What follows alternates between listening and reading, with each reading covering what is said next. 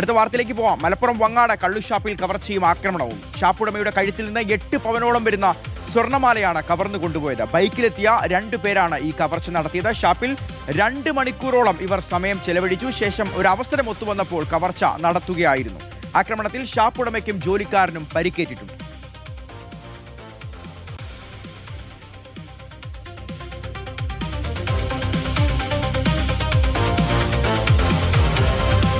ഞാൻ മാത്രം ഇവിടെ ഉള്ളത്. അയാൾ നേരെ ആംബ്ലേറ്റ് അടിക്കുന്ന ആ റൂമിലേക്കാണ് കയറിയേക്ക് ആ ഡോറ് പുറത്തുനിന്ന് ആ ലോക്കാണ് നീക്കിയിട്ടു. ലോക്ക് നീക്കിയതിനോട് കൂടെ എന്താ ചെയ്യുന്നത് വെച്ചാൽ ഞാൻ പിടിക്കാൻ ചെന്നതിനോട് കൂടെ മറ്റവനോട് പറഞ്ഞു പിടിക്കടാന്ന് പറഞ്ഞു. അതിൽ മറ്റേ വന്നിട്ട് എന്നെ അടക്കിട്ട് പിടിച്ചു. അപ്പോൾ എന്തായി പിടിക്കുന്നത് എനിക്ക് മനസ്സിലായില്ല. അവർ പൈസ രണ്ട് അതിന് തരാതിരിക്കാൻ എന്താ അറിയില്ലല്ലോ. അപ്പോൾ ഞാൻ ചോദിച്ചു എന്തെങ്കിലും പിടിക്കുന്നതിൻ്റെ ഉദ്ദേശം മനസ്സിലായില്ലല്ലോ, പറയൂ എന്ന് പറഞ്ഞു. അതിനോട് കൂടെ അപ്പോൾ അങ്ങോട്ട് വലത്തെ കൈ കുറഞ്ഞിട്ട് പിന്നെ എൻ്റെ റാത്തിൻ്റെ കോളറിനോട് പിടിച്ചു.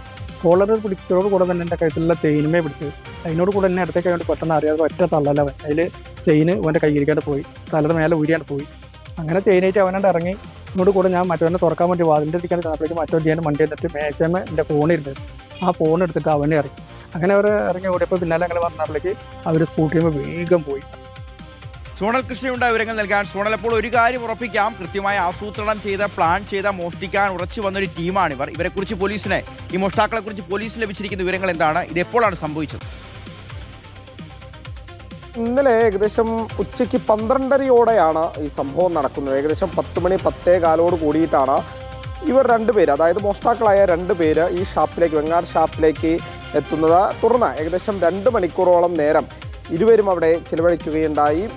നിരന്തരം ഭക്ഷണ സാധനങ്ങളെല്ലാം തന്നെ ആവശ്യപ്പെട്ടു, അതൊക്കെ എത്തിച്ചു നൽകുന്നുണ്ട്. അങ്ങനെ ഈ 2 മണിക്കൂർ നേരം ഇവർ മറ്റാളുകൾ ഈ ഷാപ്പിൽ നിന്ന് പോവാൻ വേണ്ടി കൃത്യമായി കാത്തിരിക്കുകയായിരുന്നു എന്നുള്ളതാണ് ആ ജീവനക്കാരൻ്റെ ഭാഷ്യത്തിൽ നിന്ന്, അല്ലെങ്കിൽ അദ്ദേഹം പറഞ്ഞതിൽ നിന്ന് നമുക്ക് മനസ്സിലാക്കാൻ സാധിക്കുന്നത്. അങ്ങനെ തക്കം നോക്കി എല്ലാവരും പോയ അവസരത്തിൽ ഇവർ ബില്ല് നൽകാനായി ഈ കൗണ്ടറിലേക്ക് വരുന്നു. അങ്ങനെ വീണ്ടും ഒരു ആംബ്ലേറ്റ് കൂടി വേണം എന്ന് ആവശ്യപ്പെടുന്ന സാഹചര്യമുണ്ടായി. അങ്ങനെ ഈ ജീവനക്കാരൻ അടുക്കളയിലേക്ക് പോയ സമയത്ത് അടുക്കള കുറ്റിയിട്ടുകൊണ്ട് ഈ ഉടമയെ ആക്രമിക്കുന്ന സാഹചര്യമാണ് ഉണ്ടായിട്ടുള്ളത്. അതിൽ ആ കഴുത്തിലുണ്ടായിരുന്ന 8 പവനോളം വരുന്നൊരു മാല പൊട്ടിച്ചെടുത്ത് രക്ഷപ്പെടാൻ ശ്രമിക്കുന്നു.